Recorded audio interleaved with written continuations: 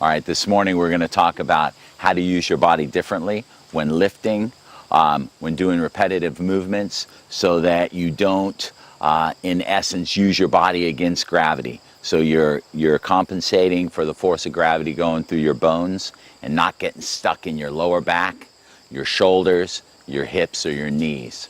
So one of the first things to learn is simply how to stand correctly.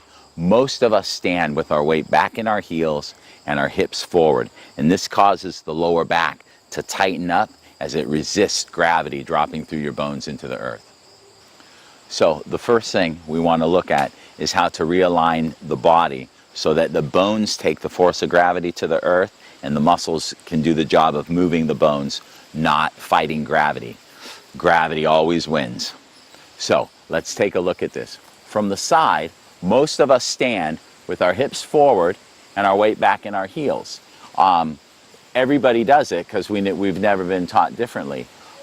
You may think you don't do it, so here's a trick. Here's something that you'll do, you'll recognize that you do if your weight's back in your heels and your hips forward, is you'll start after a very short time to shift your weight from one leg to the other.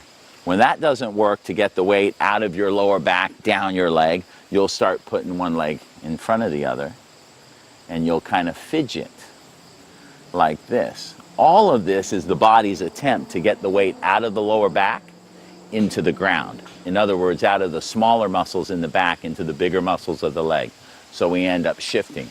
How we're going to fix this is the first step is moving your center, your hip, back under your mass, your upper body. So we put the hands at the hips and we push the hips back underneath the upper body, and you'll feel your weight go back into your heels. Now the trick is to get the weight out of the heels through the arch of the foot into the ball of the foot where it can dissipate through the ground. And we do that by bending forward from the ankle. So here's a little test for you to try out yourself to see if you're in the right position, because the correct position is not going to be comfortable. The old way, being out of balance, that feels comfortable to us. So the new way, we always want to give a test, a way to tell that you're in the right position. So for instance, if I'm in the right position with my hips back, my weight in the balls of the feet, when gravity is increased and somebody pushes down on my shoulders, it's very easy. My bones take all that force. So my body is better capable of dealing with a bigger load. If I'm in the old position with my hips forward and the weight back in my heels, that same push, I have to tighten up in my abdomen and hold myself in balance. In the same way, if I get pushed forward or backwards from the front, as I start to get pushed, I have to tighten up and try and move my center closer to my partners, and I tighten up. There's not many times that you're going to get pushed like this, but it's a great example. In the right position with the hips back and the weight in the balls of the feet, that push, my bones are better able to take that force into the ground, and I don't have to struggle as much with my muscle.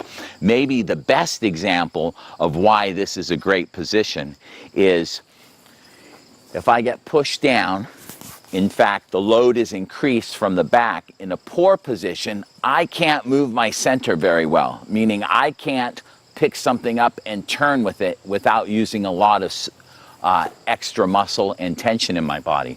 With my hips back and the weight down, I can easily move my center. I can easily shift my weight from one leg to the other without fighting this force.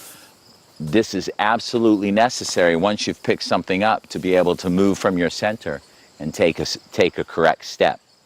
So again, this position with the hips back, and it'll feel like your bum is sticking out, and then you bend forward from the ankle. When you're in the right position, for any length of time, a matter of minutes, you should feel the muscles in your foot start to ache, and your hamstring and your Achilles tendon stretch or ache. As you lean forward, it starts to lengthen the Achilles tendon and the hamstring, and this is one of the major influences of lower back problems, is a short hamstring and a short Achilles tendon. That happens for months or years before your back goes out. Your legs get strong and your hamstrings get short. They minimize the amount of movement you can get in your pelvis. That means the lower back has to make up for that lack of movement, and then the back carries a load much greater than it was designed to do. So this standing position with the hips back, weight in the balls of the feet is the first thing to change to fix your back, to help heal your back by lengthening the hamstrings and getting your bones to carry the force of gravity or any outside force into the earth rather than getting stuck in the lower back. So another way to test that you're in the correct position, that you haven't moved too much weight forward into the balls of the feet, is that you can lift your toes inside your shoes and not upset your balance. In other words, you can wiggle your toes inside your boot and not upset the balance of your body. If you've gone too far forward and you wiggle your toes, your body will fall forward. If you're not far enough, if you don't have enough bend in the ankle forward, when you lift your toes, your lower back will start to tighten up a little bit. You might not feel that, but what you will feel is the top of your gluteus, the top of your bum, tighten up a bit as you lift your toes, as it tries to compensate for the imbalance.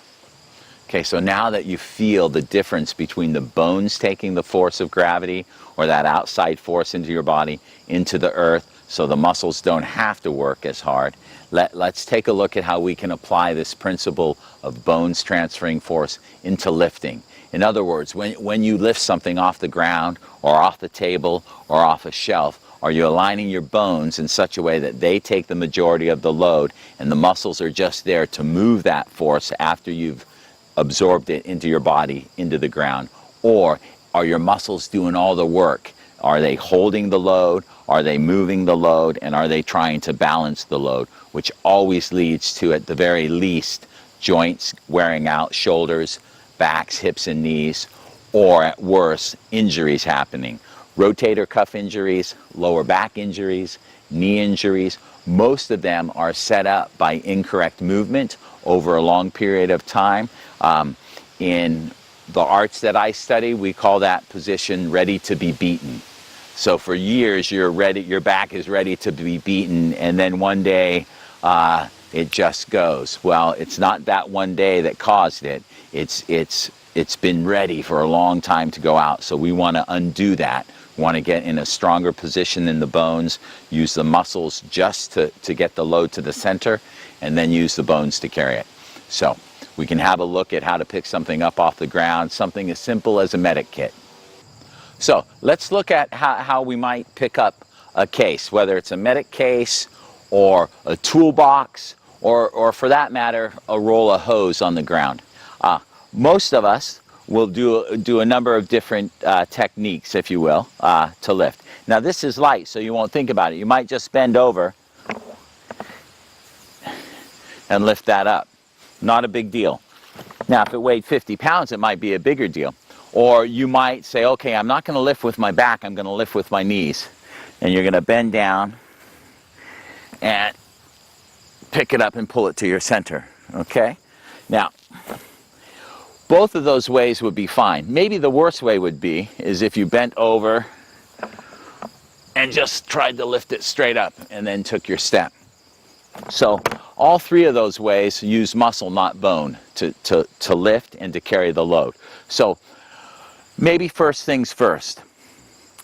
If you're flexible enough in your hamstrings and your Achilles tendon, the most effective way to pick this up is to push your hip back, right? Your center moves back behind your base of support. That brings the upper body down. My back is arched. Every little muscle in my back is holding the arch, so that when I reach down with the straight arm and I bring my hip back underneath me, it brings the load to my center and lifts it in one fluid movement. No back muscle involved other than keeping the arch. And that way I use all the muscle and all the strength down the back of the legs to bring this case to my center and up at the same time. So I know for most of us, we were taught never lift like that, right? Never just bend over and pick something up. What makes this absolutely different is I'm not leaning forward from my waist to come down. I'm actually moving my center out from underneath me. So you can see in the angle of my leg to the ground and the angle of my leg to my hip that my hip has gone back. So then the mechanics, the power in this movement is tightening the back of the legs just to bring the hip forward. That's why this is an amazing way to pick something up. I know that it looks similar to bending forward. If you bend forward and bend the knee slightly and round the back, it's a terrible way to pick up this weight, because all the weight of this case multiplied by the force of gravity, multiplied by the lever that your spines now become, puts all that force in the very vertebrae that you bent from.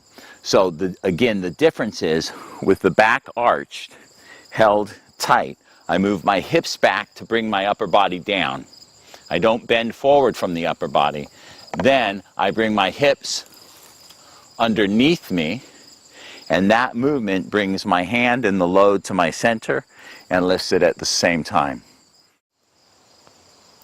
Great. Let's look at another way that you can use these principles to lift and lift differently. You know, it's a different lift using the same principles. So you can bend one knee. You can go down like this to lift, and that's a great way to lift this with your legs as long as it's lined up with your center. In other words, you can see it maybe a little better if I turn sideways.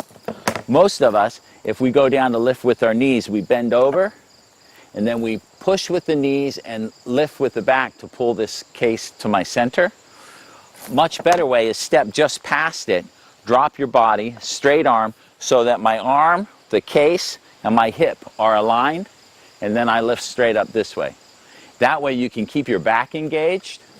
You don't bend here because that puts a weak link in your back.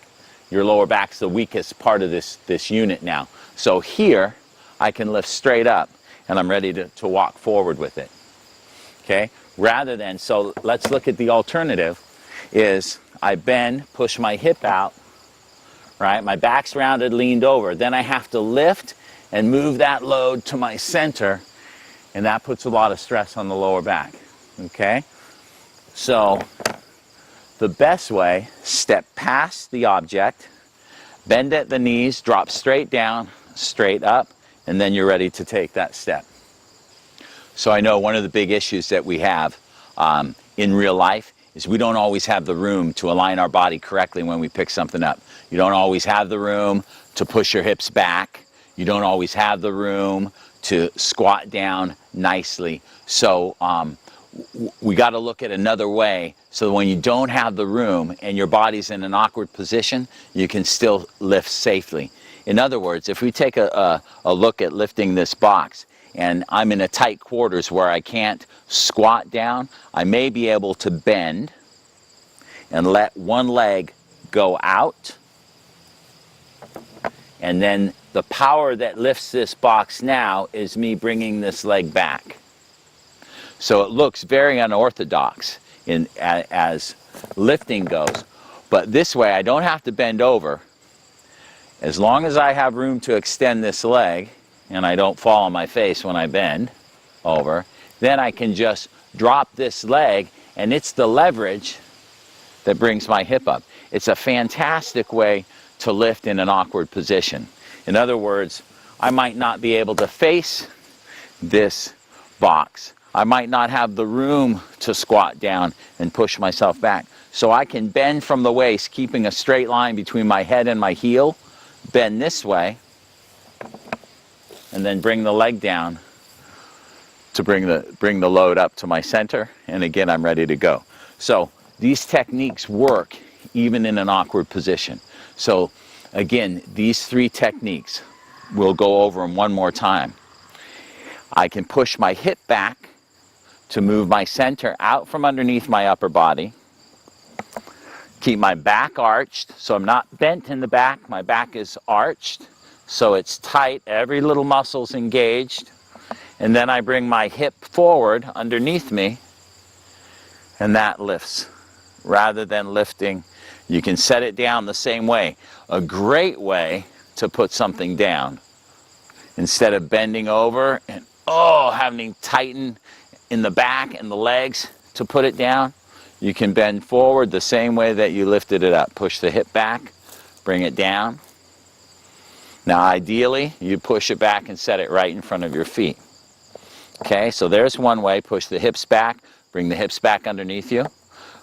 The other way was to bend at the knees, keep the back straight, drop in your body, making sure that the load or the case is aligned with the center, your hip and your arms straight, and then stand straight up and go.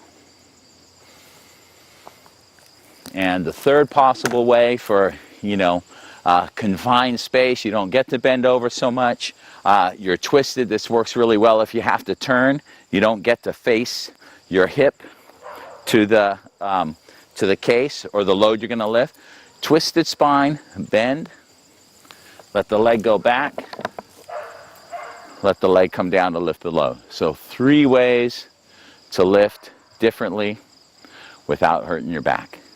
So let's look at applying that first technique of moving the center out from underneath your upper body in lifting a gurney, or lifting with 2 hands.